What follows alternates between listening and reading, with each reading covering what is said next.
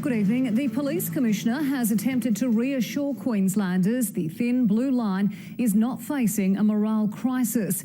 In a scathing attack, senior officers have broken ranks to accuse top brass of losing touch with the men and women on the front line. Lachlan Kennedy reports.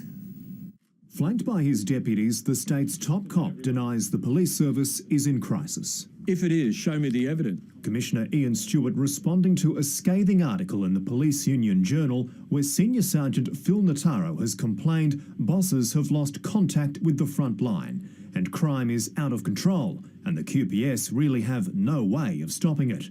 A report card from the veteran officer has given top brass a big F on most fronts, slamming the current pursuit policy as a failure that has given criminals the green light to commit offences and venting about a lack of resources.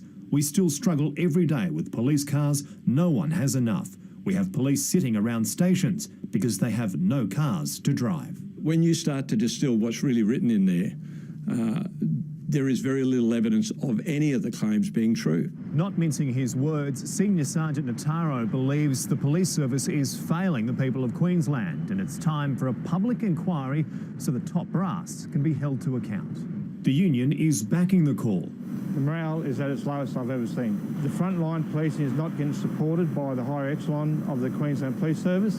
The equipment is not coming down. The union wants probes into how the police budget is spent and the 2013 restructure that saw 100 senior officers take redundancies. These officers went as part of a restructure under the LNP government. The Commissioner's contract is up for renewal in October. The Premier is happy with his work? Yes, I am, yes. But silencing the critics in uniform may be a harder task. Some of the people who raise these issues are also the frontline leaders, the people who can influence that morale the most. So I think people better work out what they want to do. Do they want to be part of the solution or do they just want to bitch about the problem? Lachlan Kennedy, 10 Eyewitness News.